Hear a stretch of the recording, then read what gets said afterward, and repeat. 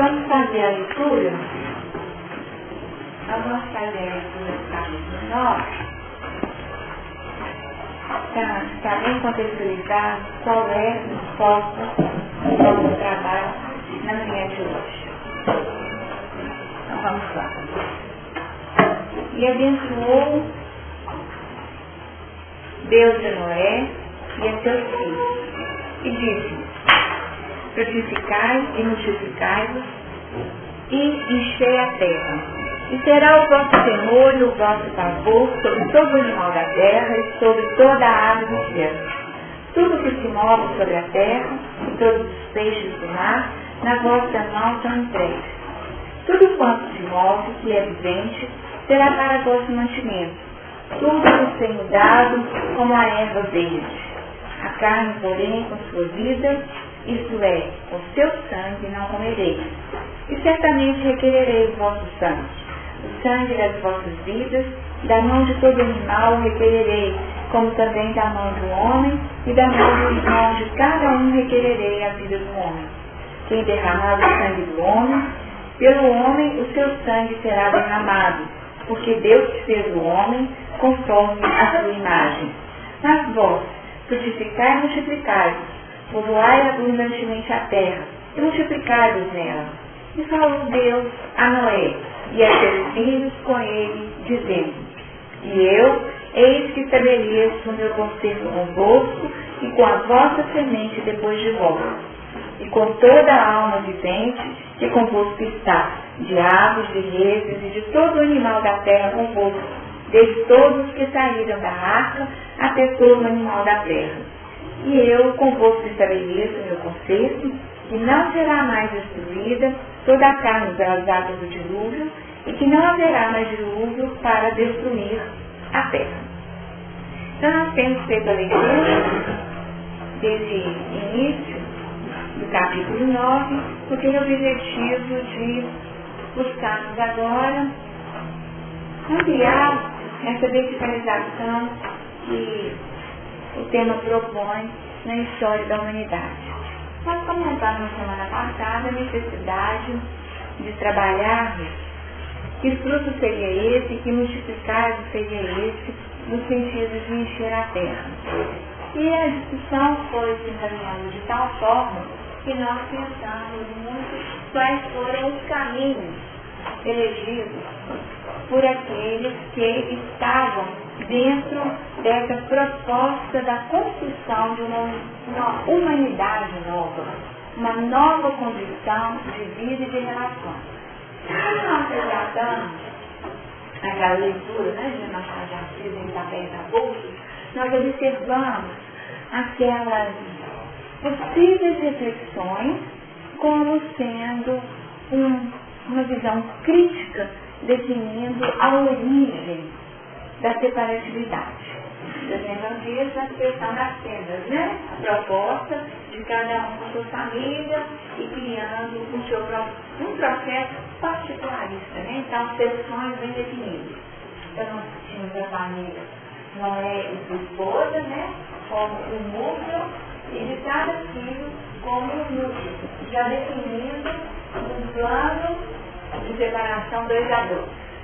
E a partir dessa busca de exploração de uma nova vida, surge já uma discussão a partir das possibilidades e aquela contenda definindo qual seria o limite da propriedade de cada qual, definindo mesmo o espaço da contenda. E nós observamos que nessa separatividade surge todo um movimento que caracteriza a possibilidade de reciclagem de experiências difíceis, retomando componentes anteriores, o caminho sendo de novo afetado. Combinamos aqui que Adão havia cedido lugar a Noé como uma nova proposta. Então, tudo aquilo que representava a estruturação do pecado de Adão, no começo, abria espaço a uma nova realidade, agora uma nova etapa. E nós observamos quando tivemos a possibilidade da leitura plena do capítulo, e o pecado de Noé, manifesta nessa nova fase, estava no período, né? E como a discussão vai caminhar nesse sentido, na semana passada, nós estamos falando só para aqueles que não estiveram aqui conosco para entender por que nós hoje vamos fazer uma reunião um pouco diferente, né? Porque o vício seria aquela proposta geradora de dificuldades na nossa vida. Então, frutificar e multiplicar o que encher a terra, tá? Então, nós ainda estamos aqui definindo o que nós estamos multiplicando e o que nós estamos definindo como fruto das nossas vidas. E quando começamos, nós tivemos 2 exemplos de viciações, né? Uma palavra feminina e uma masculina. Então, surgiu a questão do alcoolismo como grande desafio. E nós combinamos que hoje nós utilizaríamos o nosso espaço para refletir de forma um pouco mais direta nessa questão tão desafiante. E todo mundo se comprometeu a pesquisar, a estudar. Então hoje nós vamos fazer uma grande troca, né? Todo mundo trouxe aí os caderninhos para anotar, cheio de informações. Hoje todo mundo vai dar as respostas, né? Como que nós vamos começar? Vamos começar conceituando o que é o alcoolismo, tá? Todo mundo pesquisou? E qual que foi o conceito que surgiu sobre o alcoolismo? Alcoolismo. Seja dipsomania. Sinonímia, né, gente? É sinonímia. O que mais?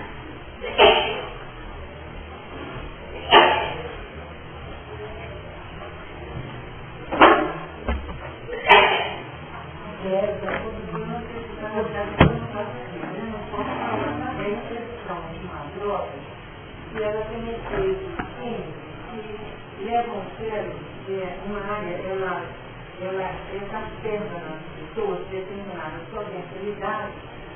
Também algumas pessoas ligadas ao álcool ficam definidas e outras ficam primárias, elas têm um comportamento realmente fora de todas as duas, elas saem do padrão tanto normal quanto do padrão do entorno. Tá. Então aqui a Marilene trouxe uma contribuição que fala mais sobre a droga do que sobre o alcoolismo mesmo, né? Ela falou para nós muito sobre o que é o álcool, né? E aí trouxe já qual que seria a ação dessa droga na estrutura do indivíduo, né? Uma estrutura física e comportamental, psicológica, né? E a gente poderia até estender, e espiritual também. Mas se nós buscarmos em termos de concentração, nós podemos recorrer à Organização Mundial de Saúde, que define, na verdade, conceitua, quando a gente fala de definição, fecha, né? Porque são conceitos que vão sendo burilados, vão sendo trabalhados no tempo, e outros componentes são agregados. Por isso que a gente fala em conceituação. O conceito abre espaço para a inserção de novos componentes. Então, nós teríamos que o alcoolismo é tido como uma doença que acomete o indivíduo, independente de seu caráter, de sua condição social, econômica, cultural, independente de sua idade ou sexo. Essa doença leva o corpo a uma intoxicação grave e à dependência química.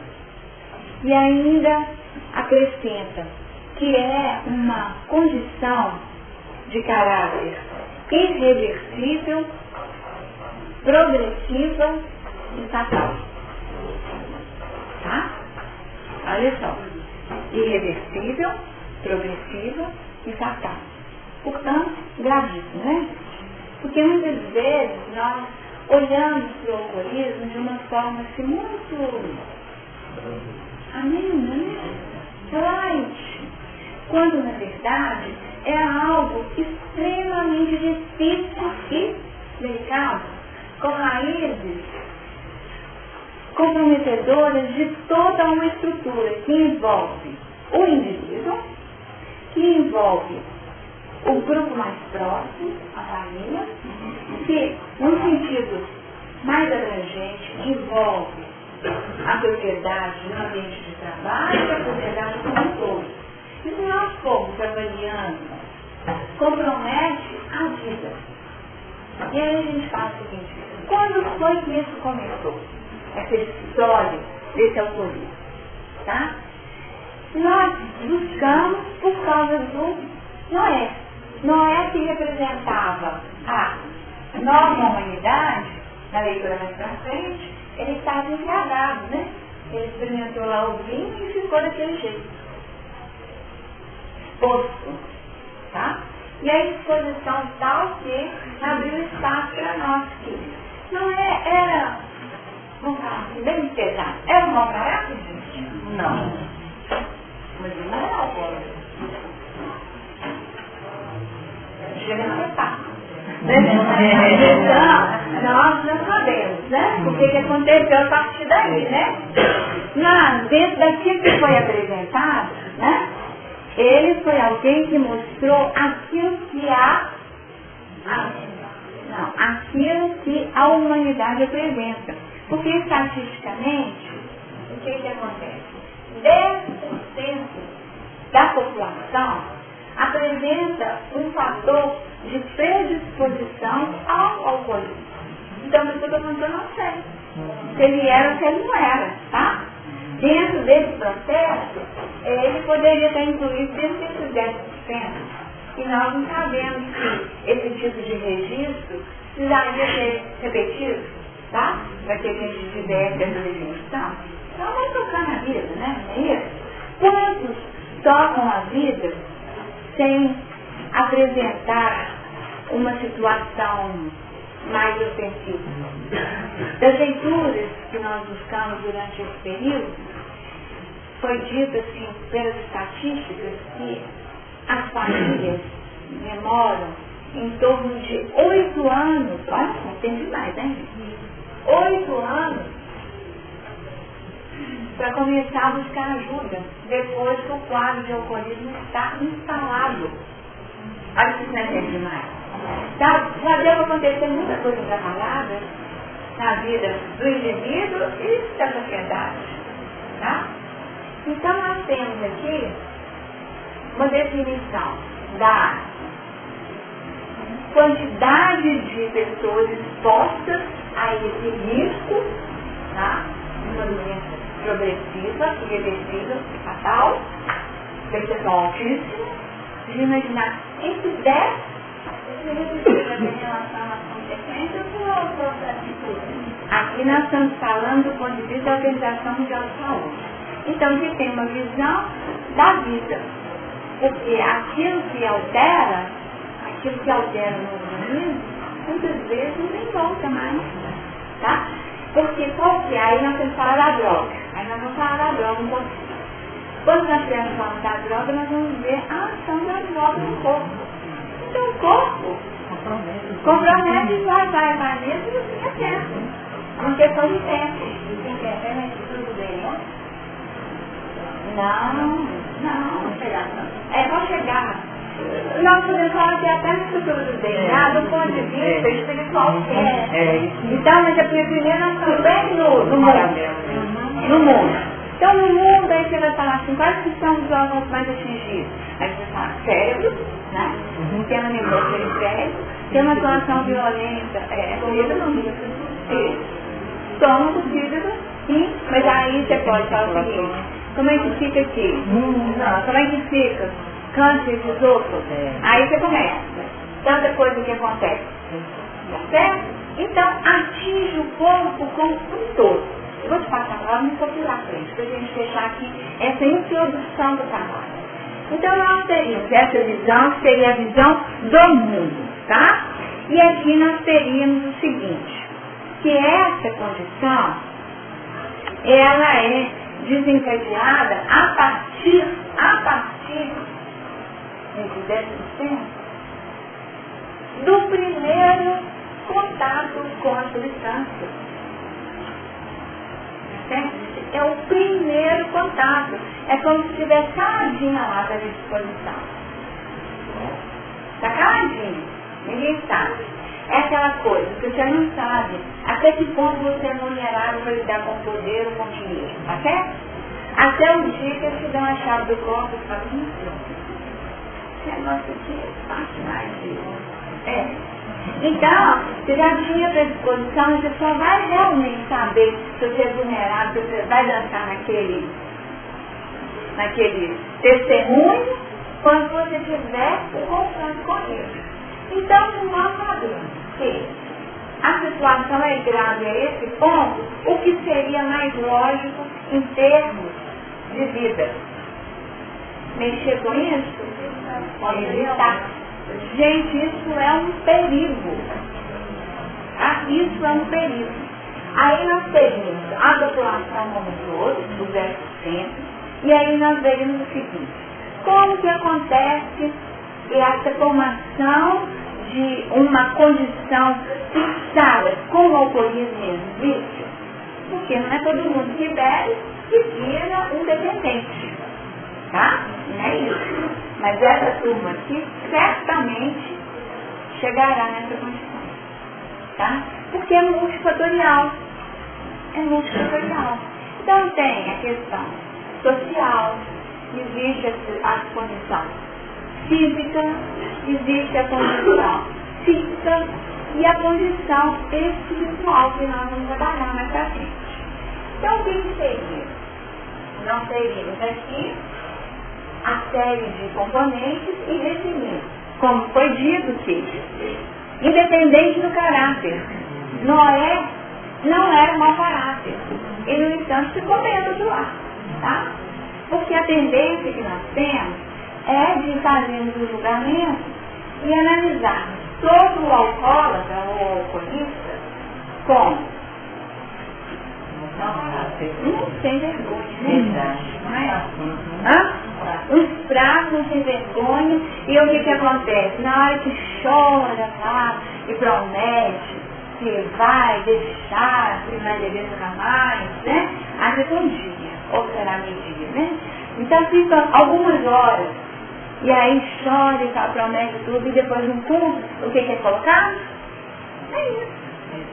Não tem caráter. Tá? Mas na verdade essa pessoa ela já está completamente subjugada dentro de um quadro de dependência química, tá? Porque aí nós avaliaríamos o mecanismo de ação do álcool. Aí nós temos que conhecer como que essa substância atua no corpo e como que ela produz a dependência que é uma dependência química. Tá? Então por isso que é uma doença, porque se não tiver com a substância circulando no sangue, surgirão os sintomas da abstinência. Certo? Surgirão, sem dúvida, os sintomas da abstinência. Então é por isso que é visto como uma doença. Então, independente do caráter, só pobre que bebe, só rico que bebe, então também não é assim, tá? Quantos exemplos, quem tem experiência de roça, que era feito o seguinte: acabava o folheto e aí começava a dar uma cachaçinha para poder. Fechou o dia, a gente balança na cabeça, então isso acontece mesmo. Eu digo o dia, tá? Então é de verdade, né? Então a cachaçinha para o final da jornada. E as crianças que começam a trabalhar cedo também entram no sistema. Então nós temos aqui outro dado, independente da idade, primeiro. Então o que nós observamos aqui, o número, a estatística, né, de pessoas envolvidas no alcoolismo estavam numa faixa etária. E hoje, com o tempo, o que nós estamos observando é que a idade era, imaginemos, 20 anos, tá? O primeiro contato com a droga hoje está cada vez mais cedo. Tá bom?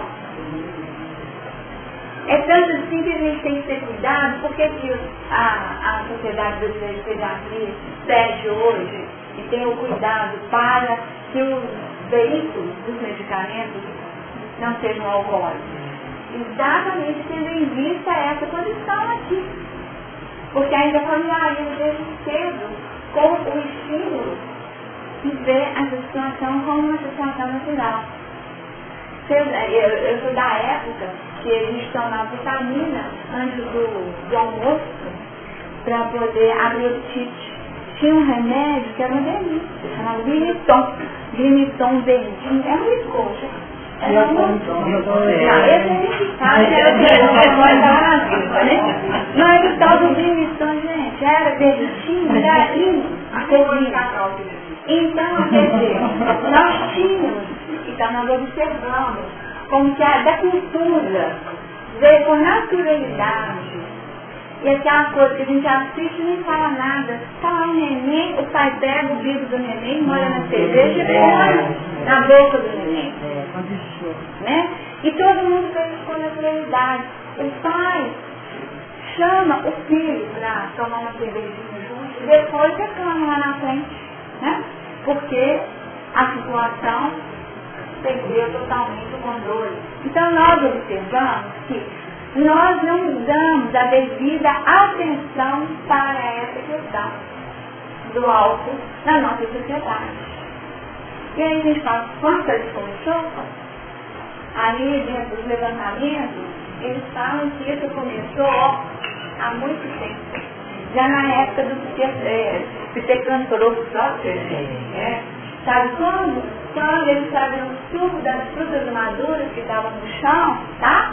Essas frutas maduras, então fermentadas, nós tomávamos o suco dessa fruta, já estava fermentada ali, então já era o primeiro contato, tá?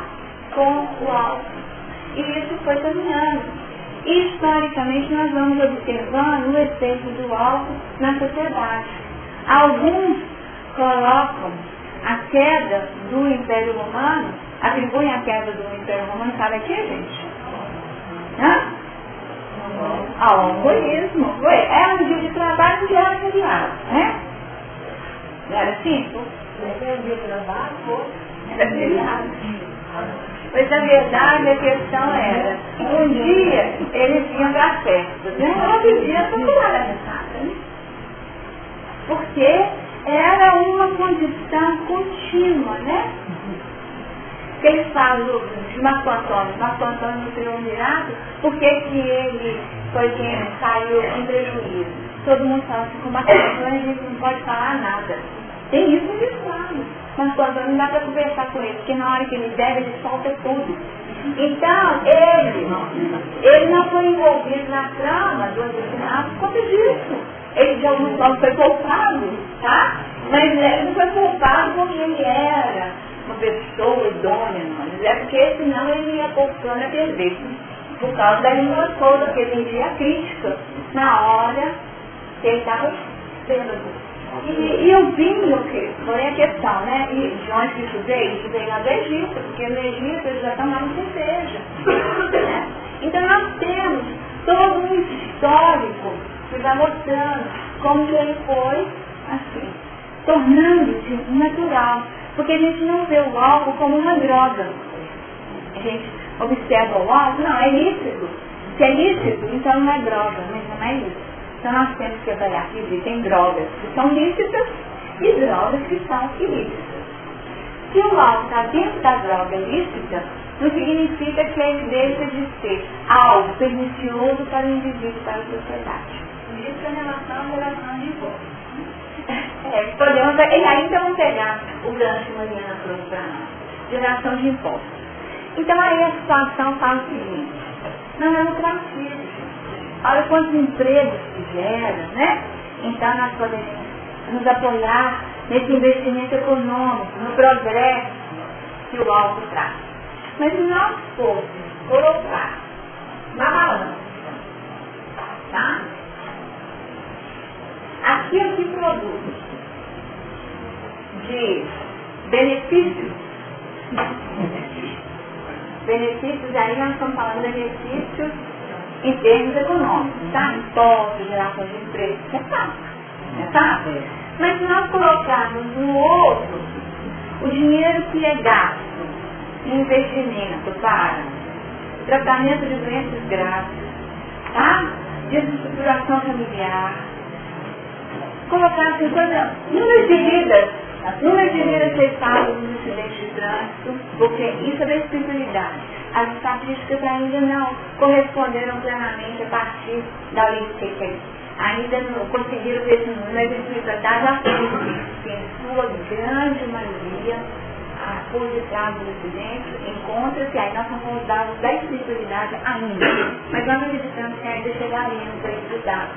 Porque como é uma droga psicoativa, é claro que altera o reflexo, é claro que a pessoa fica mais corajosa, fica menos tolerante, então ela vai para o confronto e vai disputar com o outro que ultrapassou, ir no médico, perde essa perícia na avaliação, e então nós teríamos aqui as dificuldades, os desafios promovidos pelo uso do álcool, pela presença do álcool, então o peso é muito maior do prejuízo. O prejuízo geral. É melhor substituir o custo-benefício. Ótimo. É que fica bem no mundo, né? Custo-benefício é péssimo, tá?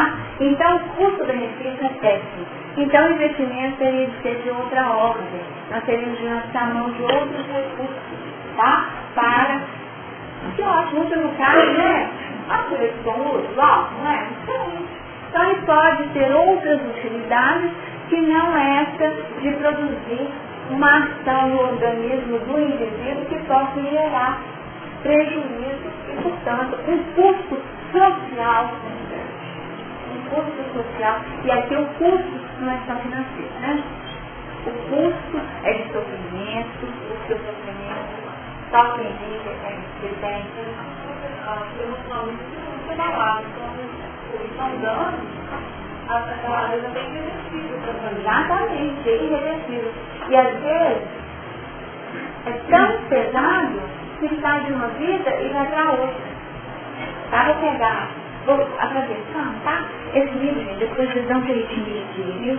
Chama Escolhendo Viver. Uma opção frente ao alcoolismo.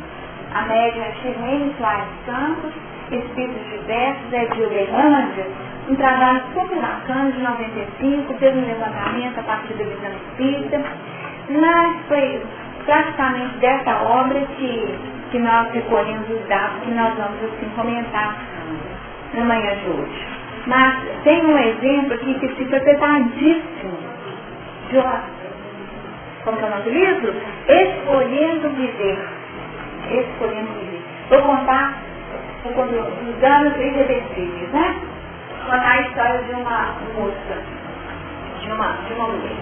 Diz que na reunião mediúnica chegou lá um espírito para ser atendido, mas antes de ver do Menezes se presente e fala o seguinte: a companheira que vai ser atendida não tem conhecimento do programa reencarnatório dela.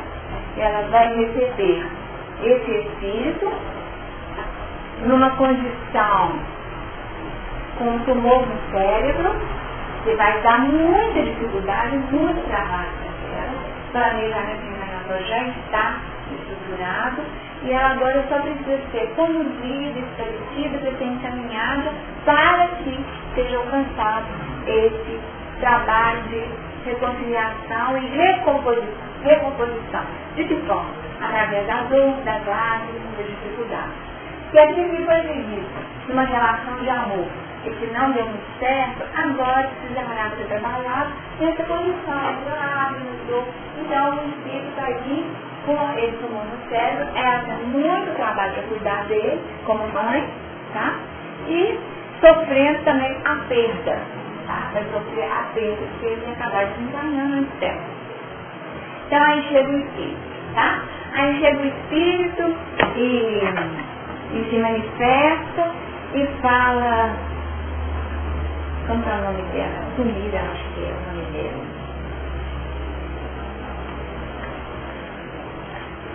Não me lembrar o nome dela aí. É uma mulher e aí ela conta a história dela. Sabe como que foi? E ela foi filha única até 12 anos. E até os 12 anos, a situação do Miriam. É o caso número 8 desse livro. Então, a situação da vida era o seguinte: o pai era uma pessoa muito tranquila, mas depois o vereador no alcoolismo transformou-se totalmente na formação do álcool e altera o comportamento. E passou a ser uma pessoa extremamente agressiva com a mãe.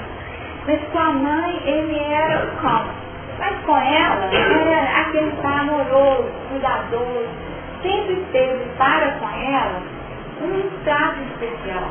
E ela lembrava-se que todo dia de noite, mesmo alcoolizado, ele chegava, abria a porta do quarto e falava para ela dormir com a Deus.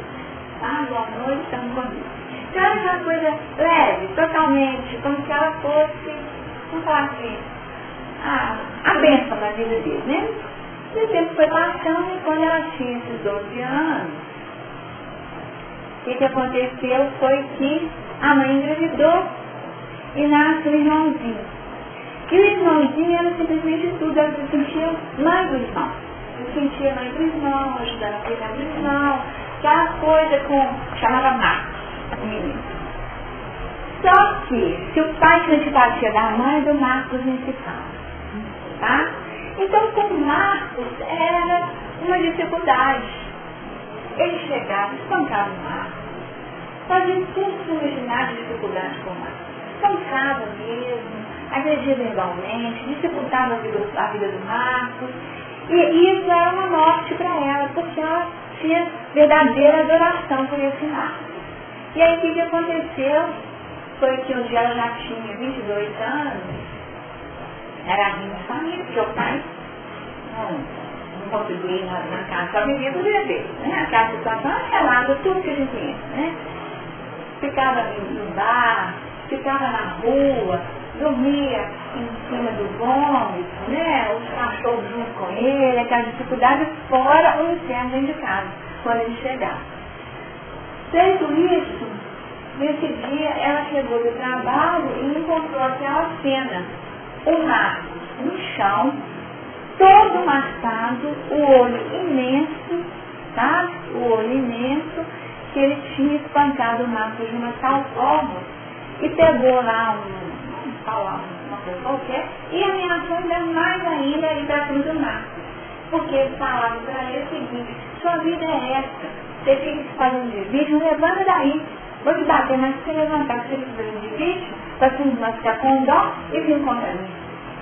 Então, estava aquele jogo, né? Entre eles.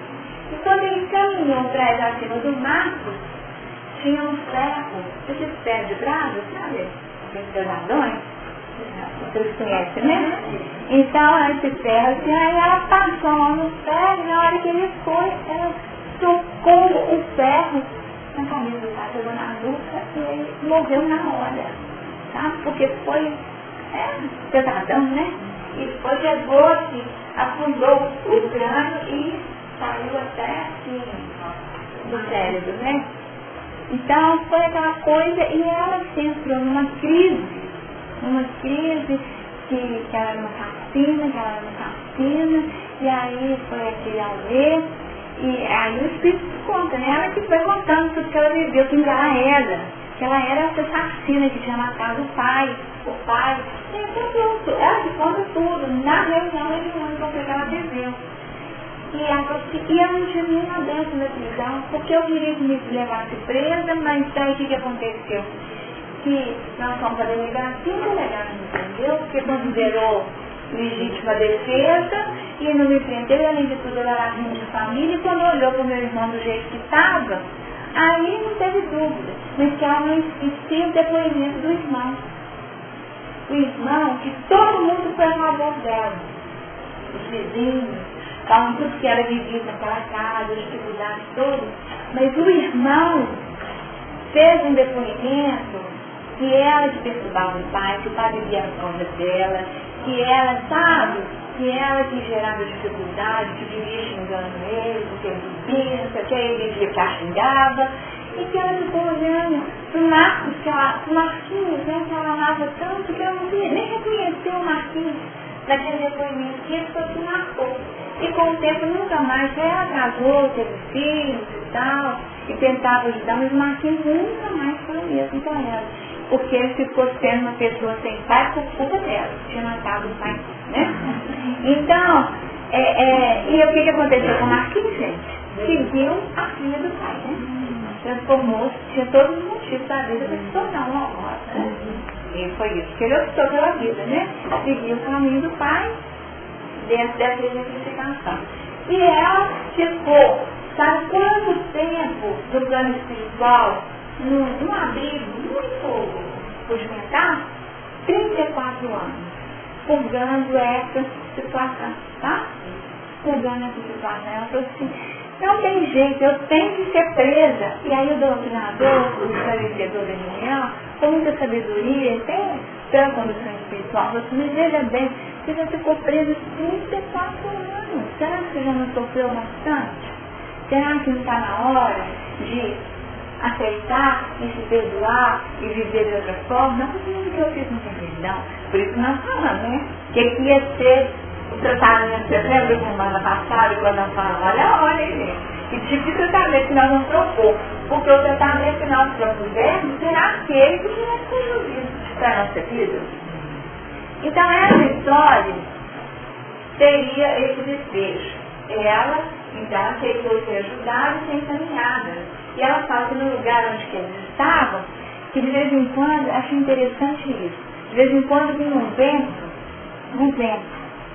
e um vento que trazia muito medo, todo mundo tinha muito medo desse vento. E que ela ficava pensando que medo era esse, que era o medo de Deus e medo do castigo. E quando esse vento passava, tá? Muitos desapareciam.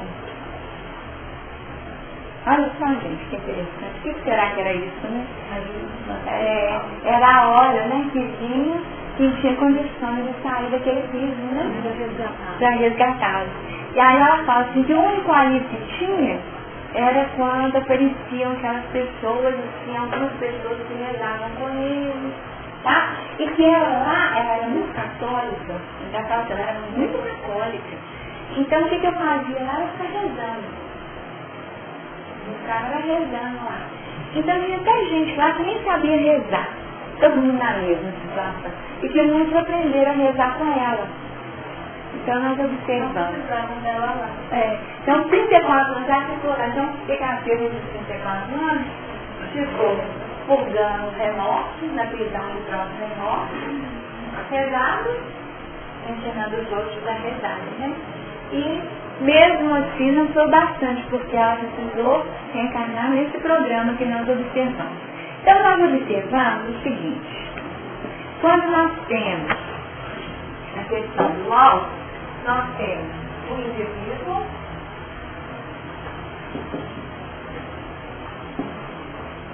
e nós temos a família, nós temos a sociedade, né? E aí dentro da questão da sociedade nós vamos colocar o trabalho, o estudo, o grupo de amigos, né?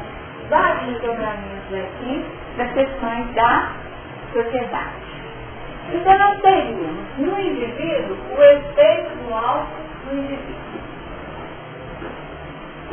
Então nós sabemos que é uma droga psicoativa que tem um efeito estimulante, tá? Capaz de produzir sensação de prazer, tá bom? De uma forma bem simples, capaz de promover a sensação de prazer. A dependência vem simples dessa busca pelo prazer. Então o que acontece? Tem uma ação direta no cérebro. Como que seria essa ação? É dito que muitas das pessoas que possivelmente detêm essa predisposição de 10% aqui, esses 10%, estaria vinculado ao metabolismo da pessoa, uma tentativa de explicar. Então, pessoas que têm um padrão de endorfina mais baixo, então seriam pessoas que buscariam, tá? Se endorfinar através do uso de substâncias que promoveriam essa sensação de prazer. E no caso do álcool, o metabolismo iria propor uma condição tal que, a princípio, estimularia, geraria essa sensação de prazer no plano quanto a endorfina e estaria baixo. Mas teriam ainda outros elementos, outras substâncias que poderiam trazer a dependência propriamente dita. E aí, no caso, seria a partir do metabolismo, tá? E colocando assim, ó, produz uma reação junto de substâncias, promovendo a produção da DHI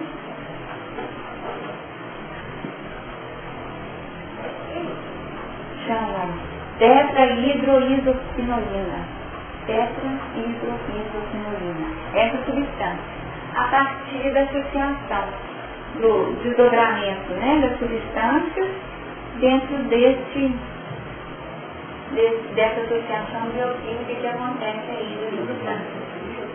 Não, isso aqui seria a substância que promoveria a definição, que é produzida a partir de que o organismo acaba não conseguindo eliminar e aí fica circulando o sangue e promovendo essa compulsão, né? A compulsão à bebida, porque é altamente viciante, dando essa sensação de prazer e o organismo não dá conta. E são substâncias produzidas assim, no organismo que têm uma ação intoxicante mesmo, é uma intoxicação. Então, quando a cabeça está intoxicada pelo álcool, tá? Você promove uma intoxicação. Agora é engraçado, né? Quando você come alguma coisa que tem uma intoxicação, você logo para você tomar, né? Uma substância para ter intoxicado, tem que limpar. No caso do álcool, essa busca, né? Nessa intoxicação, você poderia falar assim, o que eu vou buscar para poder limpar? Vou beber muita água, vou tomar uma garrafada, o chá não sei do quê, tá? E uma série de outras propostas que na verdade não tem nenhum efeito, tá? Porque tem um tempo do metabolismo e de eliminação natural. E ultrapassado isso, só fica dando serviço ao análise do fígado e não dá conta de equilibrar dessas substâncias. Então nós vamos ter que trabalhar só se for. Então, chá de boldo é bom? Chá de boldo vai dar uma mineradinha no enjoo que você está aí no estômago, tá? Mas não vai tirar o álcool que está ali metabolizado ou sendo metabolizado no seu organismo. Então é uma questão de tempo mesmo. Um tempo consumido para se libertar dessa condição. E quando a gente fala de tempo, mas nem a água não vai resolver, tá? Em tempo você vai acelerar o metabolismo? Não, você pode até eliminar aquilo que... Pois é, pode até aumentar a circulação, a filtragem renal e tal, mas o tempo gasto, porque o fígado não vai, o fígado vai depender. Mas o fígado não depende da quantidade de bebida, porque muita gente bebe socialmente. O efeito mesmo. Não, então aqui nós teríamos uma classificação de pessoas, tá? Então nós teríamos aquele bebedor esporádico, né? Que é aquele que fala que bebe socialmente, né? E nós teríamos os bebedores habituais. O que a gente observa é que existe um grupo que ainda se vangloria de falar que sabe beber. Bebe e demora muito a apresentar os efeitos tóxicos. Vejam bem, demoram muito a apresentar os efeitos tóxicos. Então, quer dizer, fica normal aparentemente. Mas o metabolismo e a substância tóxica está consumindo o organismo por dentro. Então pode ser que a pessoa fique bebendo, mas tenha essa condição, vamos falar assim, socialmente aceitável, mas o corpo está sendo levado. Então pode ser que chegue a apresentar uma alteração e já está com os filhos todos estudiados, por exemplo. Então nós teríamos de avaliar isso.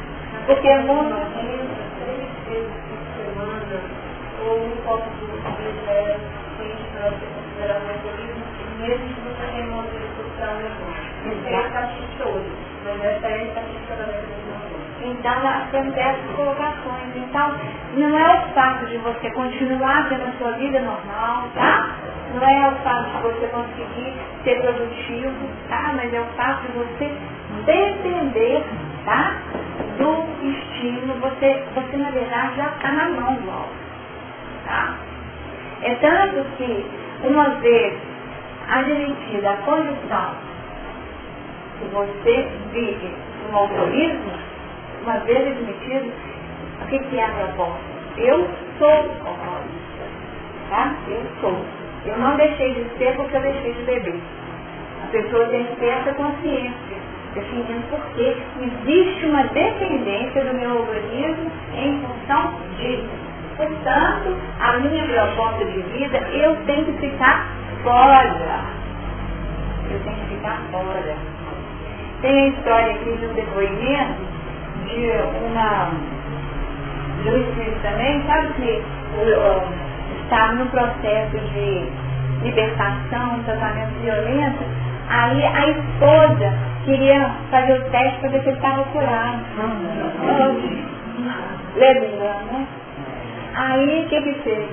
Virou e falou assim, não, toma aqui uma cerveja, sei lá, o que foi já oferecer para ele na festa de esposa. Acabou, né? Não é teste para ser feito, entendeu, gente? Não é teste. Não. Irreversível, né? Então, quer dizer, esse negócio, vou fazer o testinho para poder ver se já estarei disso, tá? Não é para ser feito, né?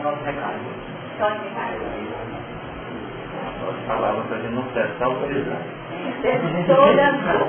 Vou passar para uma pergunta de vocês levantar a mão.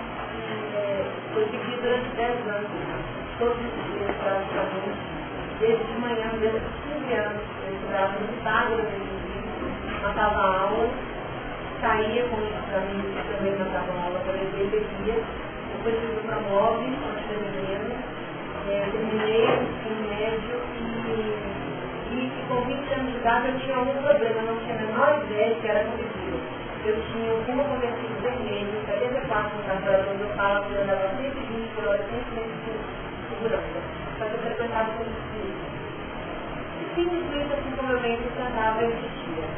Por um acaso apareceu no meu elevador um dia que eu estava chegando bêbada, um psicólogo e disse assim, eu estou achando assim minha batida, eu não estou sentindo bem, você não quer fazer uma terapia? E eu comecei a fazer terapia por minha própria conta, com 20 anos.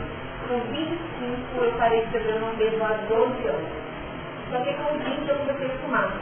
Então quando eu parei de beber, eu comecei a fumar 3 maços por dia. Eu parei de beber na segunda internação. Eu fiquei internada no Paulista, eu filha única, minha mãe foi jovem, não via dela, não acompanhava nada. A última internação foi no Carnaval de Diamantina, fiquei uma semana lá, trabalhava no banco, voltei dentro de um emprego, porque voltando no Carnaval, né, sem voltar. Fiquei internada, depois ainda passei mais um tempo doente, e aí eu tenho hérnia de aço, sou professora de trânsito, por causa da hérnia, minha prega vocal foi queimada, eu tive um cisto hemorrágico na prega vocal, foi operado, eu voltei na aula, continuo sendo professora e parei de fumar 7 anos. Mas tem uma série de problemas de saúde, assim, não sei se segurar algumas coisas, eu manuseio trabalho de manipulação de bonecos, os bonecos tremem. Então, os bonecos tremem. Eu criei personagens que tremem, sabe? Então, porque já que eles vão tremer, então eu queria assim, as coisas que aconteceram me voltaram nessa vida bastante, com saúde. Eu estou com minha orelha toda pinturada, eu uso a computadora sempre para poder. E é um trabalho dia a dia. É um trabalho dia a dia, né? Então, quer dizer, com o seu depoimento, você me poupa de contar muitas histórias que estão no livro, né? E aí fica com mais vida, né? Porque fica um depoimento bem próximo, né? Porque a característica do alcoolismo é que ele está muito mais próximo do que nós imaginamos. Se a gente ficar achando que está longe, não está. Quando a coloca assim. Então é só dar uma condição diária aí, que você já viu que esse negócio não está certo. Não está certo. Então nós temos de estar muito atentos. E o que ela falou assim, olha para vocês verem o grau de interferência que foi. Muitas vezes a família, por seus motivos, então vamos deixar aqui, ele não faz ter, tá? Maturidade, não dá conta, que dificuldade que é. Nós não vamos aqui trabalhar julgamento por que a família não faz, tá? Mas em geral a família tenta ver como normal, tá? E deixa eu só concluir. Tenta então esperar ver que a situação se resolva. Então nós temos, muitas vezes eu não encontro porque não dá conta, tá? Nas reuniões que explicam pra gente que é aquilo que você sabe fazer, entendeu? Eu sei tratar com ele assim, estou tratando com ele, ele foi embora. Então às vezes você pensa muito bem. Então a questão é assim, são 3 posicionamentos que eles colocam como 3 posicionamentos básicos. O primeiro grupo é aquele que, né, que limpa, tira do chão, né, dá o banho, desce a roupa, tá? Então ele chega bêbado, todo daquele ser imundo, porque já rolou pelo chão, já viveu, Deus sabe o quê, e chega, mas aí a família pega, dá o banho, coloca na cama, um lençolzinho bem branquinho, tá? De repente até um lençolzinho de bem fininho, né? Que a cama super aconchegante, verdadeiro, né? Lindo, né? E mantém esse ninho maravilhoso, tá? Então são aqueles que acabam nessa atitude facilitando, tá? Acabam facilitando o processo, porque não permite que o indivíduo se veja, tá? O indivíduo, porque com o tempo e com a ação do alto no cérebro, aquele negócio, eu não lembro, no princípio é mentira, tá, gente? Lembra sim. Mas depois já passam a surgir amnésias lacunares. Algumas experiências, alguns procedimentos, alguns comportamentos, eles ficam perdidos. Porque a pessoa vai perdendo mesmo essa capacidade de reter, a memória fica comprometida. Então nós teríamos aqui essa família que não permite que o indivíduo se veja no contexto, em que ponto que ele chegou, onde, do fundo do poço que ele está, tá? Sabe por que tem esse comportamento? Não é porque eu não gosto não, gente. Sabe o que é? Que nós temos uma tendência a buscar um culpado, tá? Para a situação. Então, quem que é o culpado? Aí a mãe que faz isso fala assim, eu não eduquei direito, né? Então a culpa é minha. Tá? Aí o pai diz assim, não, deixa quieto. Não tem roubar, não, nós vamos dar uma classe, né? Para poder ver a motiva, né? Não, né? Então vai promovendo, para poder criar uma condição do quê? Cheio de adeg. Já fechado, né? Então, para poder proteger. Então, vai criando, porque no fundo é o seguinte, sabe por quê? Eu vivia fora, no exterior, eu não acompanhei, não tive presença, então deve ser por isso. E começa a criar essa condição de manutenção. E em vez do indivíduo se ver, ele se comprometa com a escolha pessoal. Então, na busca do culpado, muitas vezes a família se compromete. E esse é um quadro de adoecimento, porque acaba não sendo só uma doença do indivíduo, mas uma doença do grupo familiar. Tanto que surgiu um termo importantíssimo, que aqui o indivíduo é dependente, não é? E aqui surgiu a codependência.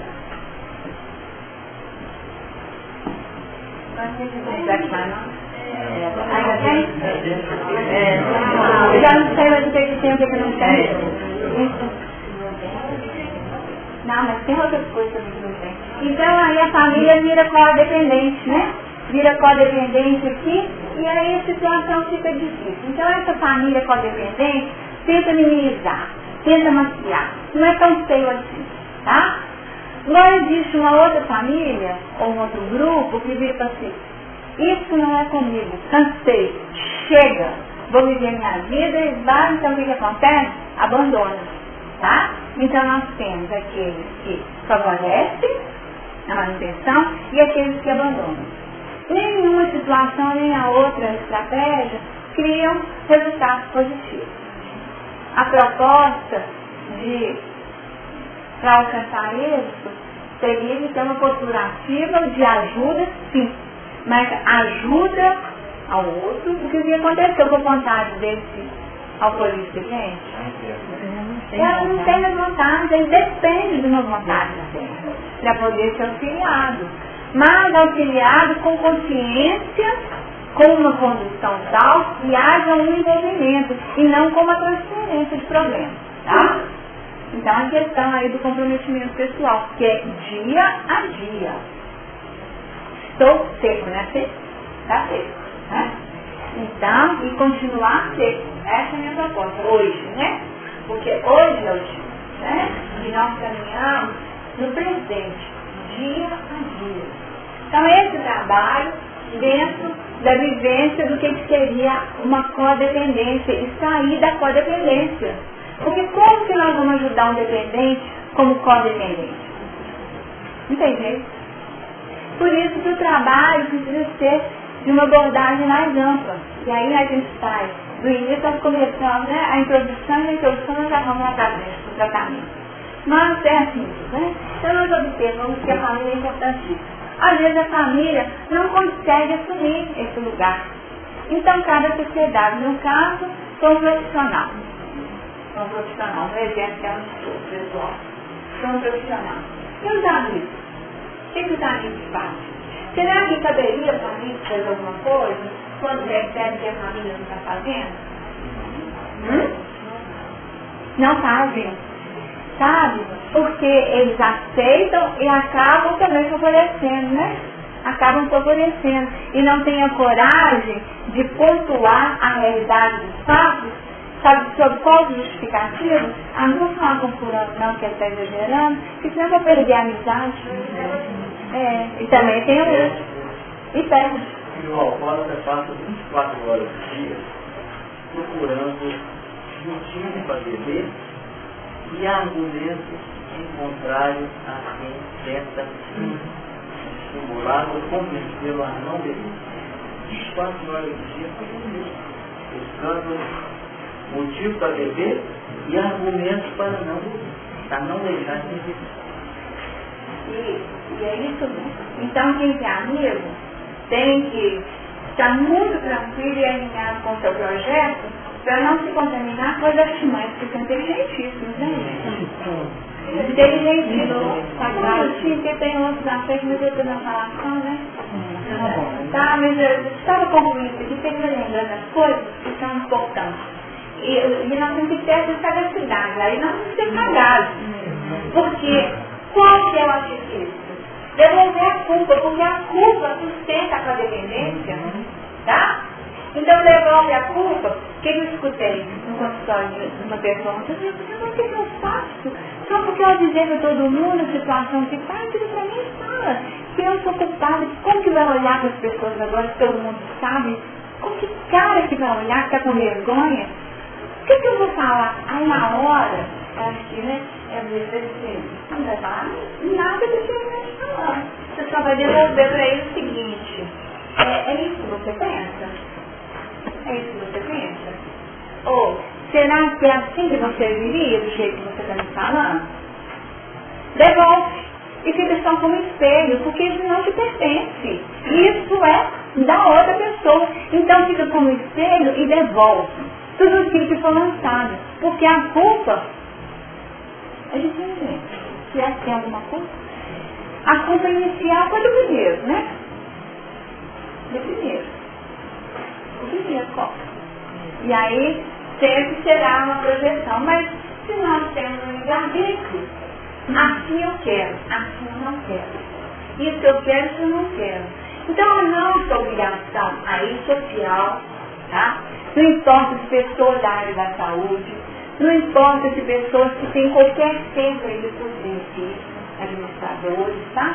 Não importa. Mas aí nós temos que colocar como indivíduo, como cidadão, tá? Como cidadão, qual seria o nosso comprometimento? Nós temos que divulgar o máximo. E ficar atento, e tipo assim, na hora que a gente observar alguém dando um bico modalista sentido, sabia? Que as estatísticas estão mostrando que antes a faixa etária de comprometimento era 20 anos, hoje tem 10. Mas já existem registros de crianças que foram internadas em coma alcoólico em idades muito menores. Muito menores. Sabia disso? Então, não importa se achar que é um chato, que é um moralista, não dá problema do outro, tá? Mas foi lançado dentro do nosso compromisso pessoal um esclarecimento do tanto que é perigoso. É um perigo, né? E as tábuas são maravilhosas, né, gente? São lindas. São lindas, né? E eu queria que a especialidade fala mesmo, né? Que são venenos e tábuas, gente. Elas são lindas.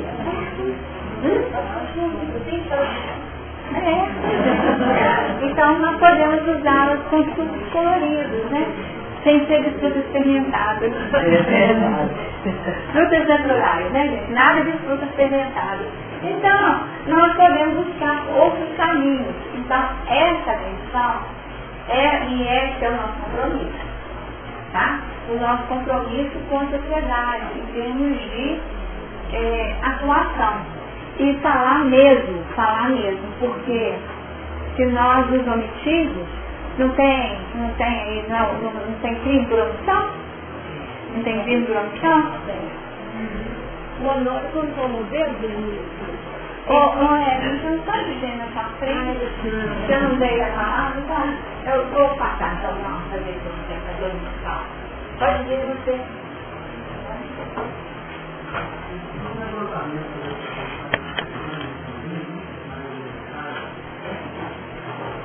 Quer falar mais alto?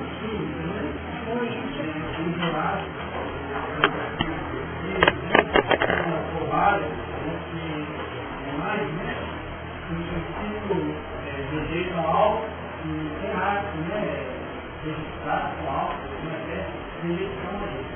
Mas não duvido, não concordo que o cérebro não cola, o cérebro nominal é substância, por exemplo, o cobaia está a ter uma demanda e até a dependência. Então, a dependência é um fator realmente do nosso filho. Ele quebra bastante e tem que ser considerado. É aquela coisa de não resistir. Ou tem que buscar algo que a pessoa possa se apoiar. Um aspecto que também identifiquei que essa questão do alto é bastante complexa. Então a companheira falou de um aspecto, né, da questão da trajetória dela. Né? Eu tenho outras trajetórias. Por exemplo, eu com 7 anos eu experimentei filtrante, né? Certo final de ano, né? E gostinho, gostou, e naquele momento eu fiquei horrorizado. E aquilo ali pesou a substância, um algo desse tipo. Então, eu tenho mais 30 anos de trás de só um detalhe. Comprometimento com o trabalho, eu tenho bastante tolerância ao álcool. Então, bebe mais trabalho, bebe mais produto, depende do discurso. Bebe, você consegue dirigir, bebe uma pessoa. A desculpa, né? Isso, a desculpa. Eu não agradecer. Mas com o tempo eu fui reparando que, apesar de eu ter resistência ao álcool, quem estava no negócio, os amigos, que muitas vezes não se declaram, né, não interpretam, eles estavam ficando doentes. Porque eu conseguia, de uma certa forma, resistir. Mas o fator fundamental para que eu pudesse parar de ingerir álcool é recente, no ano passado. E depois que eu fiz um curso de quarto, no Hospital André Luiz, e lá a percepção que foi bastante forte foi o álcool não pode ajudar principalmente energeticamente no companheiro. Esse é o motivo de separar. E mais bacana ainda, por questões de exemplos cotidianos, a minha resistência ao álcool aqui, os efeitos tóxicos dele, né, eu não tive que falar. mas é mais bacana ainda porque com o álcool você não vai poder se ajudar. É isso? E aí nós temos que colocar isso, tá? Para nós. Com o álcool circulando, nós não vamos poder nos ajudar, tá? Não vamos poder. Isso aí precisa ser projetado. E como nós falamos um conceito Nessa minha leitura essa semana, eu conheço a minha trajetória. Tá. Era a lei do amor. Isso. Os padres, como hoje, pode não comunicar, não for, enfim, nada. Não, nós vamos fazer isso aí, é hoje, né? Violando a lei de amor. Assim mesmo, né? Que a gente tem que definir com quem? Comigo, né? Porque enquanto nós não apropriarmos, isso não é bacana pra mim, não adianta. Não adianta. Então, quer dizer, eu quero um outro projeto de vida, eu quero uma outra qualificação de vida, tá? Eu quero sair dessa situação. Então, a partir disso, então, quer dizer, troca de turma, gente. Se não tem jeito, tem de trocar de turma. Tá certo. Tem que trocar de turma. Então, aquela história que o Emmanuel fala de seus amigos que deixaram, arranje outros. Tá certo? A turma que gostava daquela atividade, isso não me convém, arrume outros. Nós temos que acreditar nisso, na estruturação de uma vida nova, tá? Nós temos de criar esse espírito forte dentro de nós, porque, como foi dito, a questão envolve vigilância, uma vontade muito firme que nós precisamos dessa ajuda, precisamos desses amigos para nos auxiliarem como grupo de apoio, porque o que mantém, gente, é grupo de apoio. Nós podemos ter a consciência, trabalhar, termos toda uma identificação.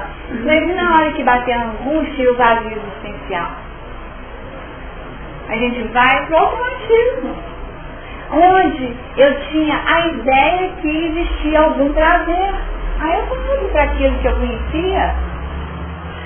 E como não somos egressos de experiências dessa ordem, todos nós, se não estamos hoje na situação, que aqui foi proposto como caminho redentor, nós não falamos que era reencarnar numa casa onde os pais ou algum alcoólatra, nós não colocamos isso. Então, se eu estou nesse ambiente, eu não estou hoje com o quadro da eternidade, mas essa eternidade faz parte do meu passado. Tá? Do meu passado Noé. E Noé que era gente boa, que obedeceu a Deus, que fazia, tinha reverência, fez tudo direitinho. Mas ele teve esse pecado, né? Teve esse pecado, sem dúvida. Então tem um Noé em mim também, tá? Sujeito a uma exposição total. E a palavra é essa, exposição. Tá? Exposição. E dentro das propostas dos planejamentos encarnatórios, nessa obra, o Espírito também, ele teve esse planejamento. Ele era dificílimo na casa, ele tinha filhas e não dava tudo que ele ganhava, que ele conseguia trabalhar, ele consumia na droga, em álcool, e aí não pode ter filho, né? Na droga, mas aí eu falei mais para nada aí, né? Então, consumia os recursos, tirando o alimento dos filhos. Aí o que aconteceu? A mulher começou a trabalhar para sustentar a família. E a família foi crescendo, né? A rebeldia dele, né? Ele paralisado, isso consumindo, degradando, e a família crescendo, né? Dentro daquele constrangimento. Festa não dá para ter. Teve o aniversário de 15 anos, aí o que aconteceu? Ele empenhou a filha e falou assim, não, para você não beber, nós não vamos comemorar, não terá festa. Tem que não dá. Para pessoas que têm esse padrão de dependência interna, não dá para comer isso. Então, quer dizer, aqui saiu o não, só um pouquinho natural, é isso. Tá? Mas por que você, que radicalismo, aí já mesmo, que radicalismo toma cervejinha para fulano, Beltrano, só alguns. Gente, não dá. Não dá. Tá? E eu estou entendendo o final todo. Então nós temos que trabalhar dentro do sistema. Em termos de Deus, não. Isso é necessidade. Tá? Necessidade. Um trabalho importantíssimo. Trazer pessoas, não tem que ficar também judiando a pessoa. Não é? Tem que ficar judiando a pessoa, não. Mas então nós temos que dizer isso. Eu vejo essa coisa. Tem mais perguntas?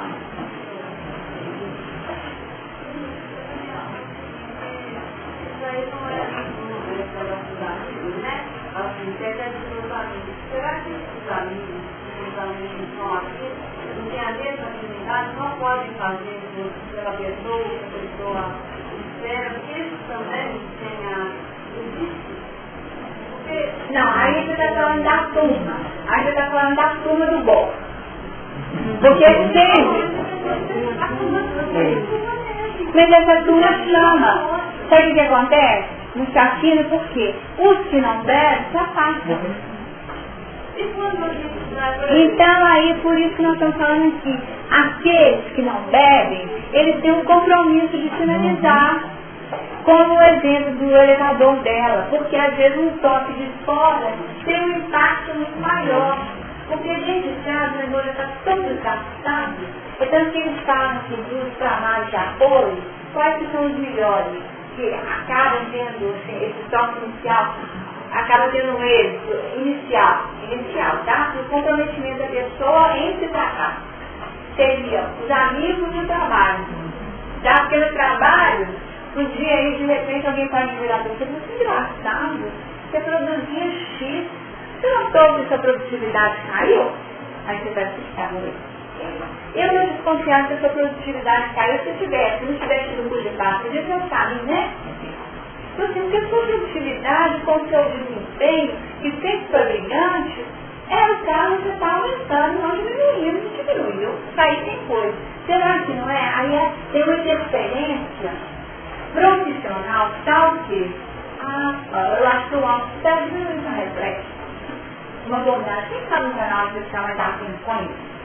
Aí a pessoa pode ser tocada por esse caminho, tá? Porque a tendência dentro da família é definir que a mulher é uma chata ou o marido é insuportável, porque antes a estatística pessoais, né? A estatística de 1 para 1, tá? Depois, com pouco tempo, você tem a estatística de 4 homens para 1 mulher. Depois passa de 2 para 1. Hoje eu já não sei mais de qual é essa estatística, porque eu também tenho visto de mulheres no barzinho, né? E assim, em turmas, só as mulheres sozinhas, então, se não está 1 para 1, deve estar muito perto disso. Então, mas quando você gosta muito de uma pessoa, você quer ajudar a pessoa. E a pessoa fala, não, por isso não tira. Mas é isso que eles vão falar. Não é isso que eles vão falar? Vai cuidar da sua vida. E é lá sim que vai cuidar da sua vida. Você não tem nada com isso, você fala, você tem tudo a ver com isso porque eu te amo. E eu quero melhor para você. Aí é a hora, deixa eu contar. Então, comigo você vai estudar só isso. De quem você vai estudar só isso. Não apoio, não aceito, porque você pode e deve ter outra vida. Gente, se a gente não tivesse dinheiro, acabou. Tá? Aí a gente fica naquela hora, tá? Preparando o vinhozinho para chegar. Tá? Porque a Clara falou, vai dar, porque você não vai embora. Né? E daí que você faz? Aí você deve adquirir condições favoráveis para poder beber em casa. Né? Vou beber em casa em vez de ir pro bar, então aí você faz um churrasco, um futebol. Porque você está pelo menos, não cai na rua. Ó, você vê? Não cai na rua. Não é favorecer? Por quê? Não cai na rua, não tem um vexame público, mas caiu na própria vida. Desqualificou todo o potencial de uso. Desqualificou. Porque vai ficar tremendo. Vai ficar babando. Então a gente tem que dizer o quadro babando e tremendo, sabe? Na sua frente, pra você ter força para falar. para não ir. E não se abater, lembra do espelho. O espelho é a nossa arma. Isso não é meu, porque eu não sou codependente, eu não quero mais ficar nisso. Eu quero fazer ajuda, mas uma ajuda efetiva. Não uma ajuda de culpa que acaba se, sabe, se desestruturando. Porque o que acontece? Quem é o codependente? É o bonzinho salvador da pátria, né? Não é? O bonzinho salvador da pátria. Nós, muitas vezes, estamos nesse lugar, hoje não temos, né? Essa dificuldade. Então, que são aqueles que não têm dificuldade, vão chamar. Fica como se fosse de um outro lugar, mas na verdade vigilante, deixando de viver a nossa vida para poder viver a vida do outro. Deixando de viver a nossa vida. E aqui nós podemos colocar todos os vícios, tá? De comportamento, não apenas comportamento. Temos de superlações que são codependência nunca mais. Tá? Esse livro é joia também. E aí fala até assim, de quais seriam os posicionamentos do indivíduo.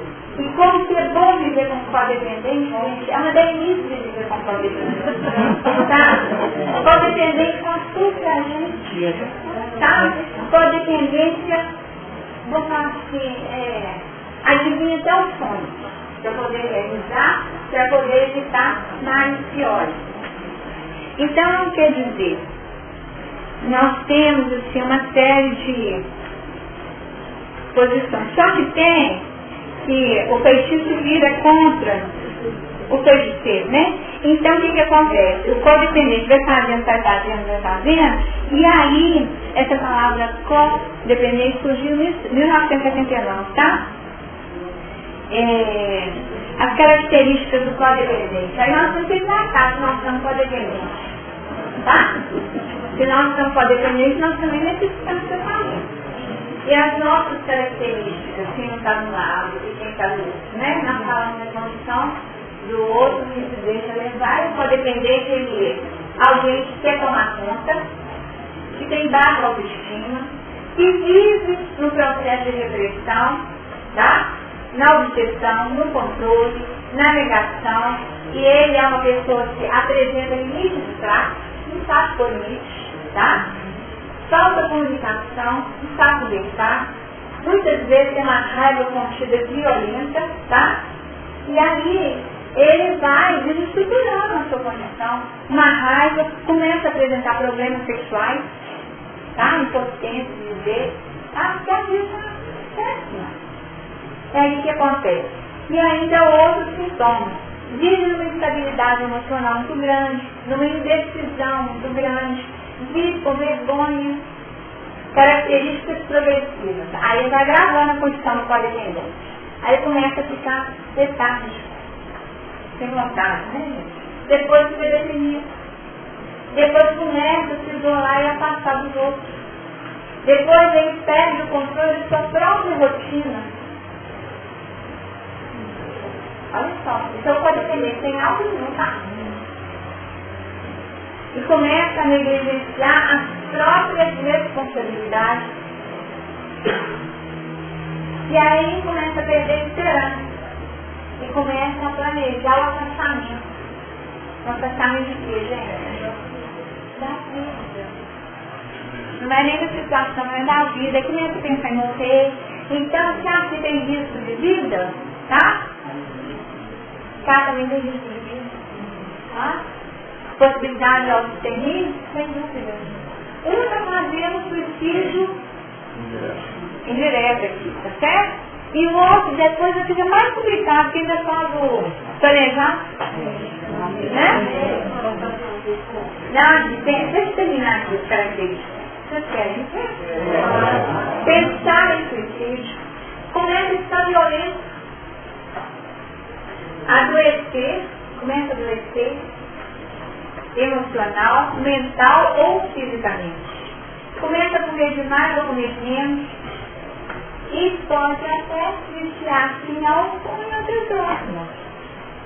Tá?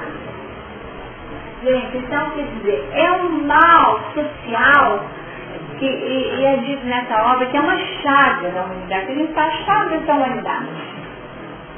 Egoísmo e orgulho. Alcoolismo também é chaga da humanidade, tá? E uma chaga marcada lá nas origens, tá? E que pode gerar uma condição de servidão. E nem sempre aquele que denuncia vai ter o acolhimento. Nem sempre terá o acolhimento. Mas a consciência tranquila é que eu não fui eu falei e defini. Isso eu não aceito. Isso eu não aprovo. Não é assim que eu vejo a vida para você. Quando a gente fala dentro de um plano de equilíbrio e não como sendo codependente, gente, aí é só de eu superior para eu superior, tá? É a única chance que a gente tem de tocar o outro. Porque enquanto eu estiver nesse lugar aqui do ego, puxa vida, e aí eu fico sofrida, porque nós somos assim. Eu não estou qualificando com a dor não, tá? A questão é porque a gente fala assim, puxa vida, eu fiz tudo que eu podia e não deu certo. Mas aí nós temos assim, eu fiz a cota que eu podia, tá? Mas eu vou entregar para quem pode. Aí nós temos que entregar para quem pode. Então, quer dizer, sempre tem um plano de aceitação dessa resignação dinâmica mesmo. Até onde que eu posso ir? Até onde que a minha participação é efetiva? Talvez a minha participação efetiva pare só na denúncia. Talvez seja só isso. Talvez para aquele grupo de pessoas seja só a denúncia. Para outros, talvez seja definir uma imagem. E a gente não tem como definir. Mas nós não seremos os salvadores. O responsável, então, tem que dar resposta é o próprio indivíduo, né? A resposta é individual. Nós podemos promover dentro dessa denúncia, dessa finalização, recursos para que o outro saiba que ele tem um lugar, se ele mudar de ideia, que ele conta. Então, tipo assim, no dia que você entender, ou quiser entender aquilo que eu estou te dizendo, você sabe que eu estarei pronta para te auxiliar, mas incondicionalmente. Mas não é. É amor mal feito, não, gente? É amor mal feito, não tem?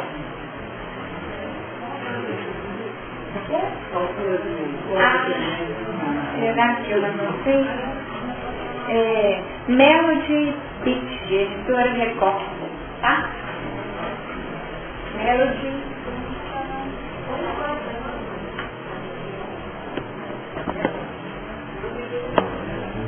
Quando falou aí, eu 10 anos que eu chamou muita atenção. Tem pai fala assim, você ainda não pode aderir bebida alcoólica, você ainda não tem idade.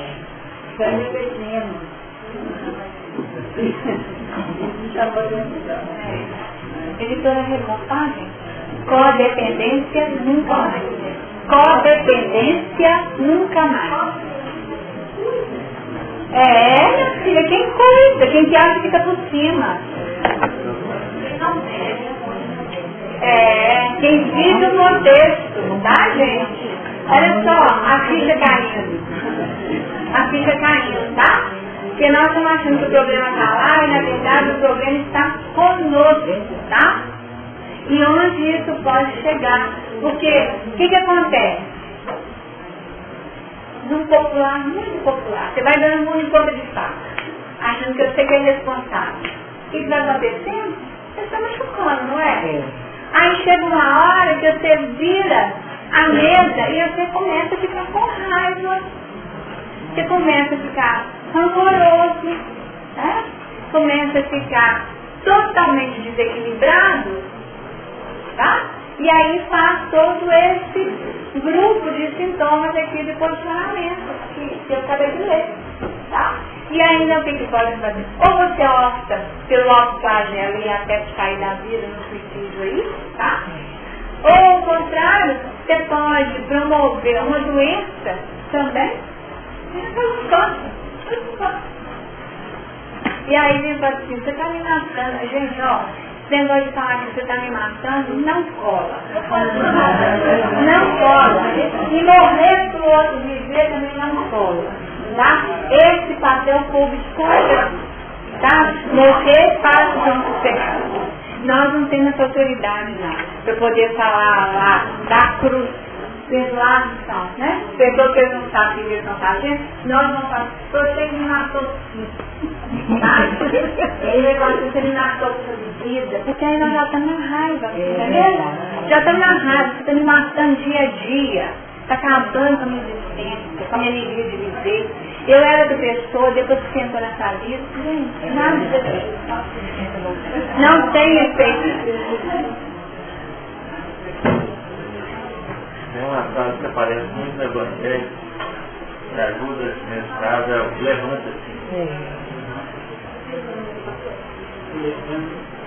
E aí, gente? Muita gente ficou com as coisinhas anotadas aí no café.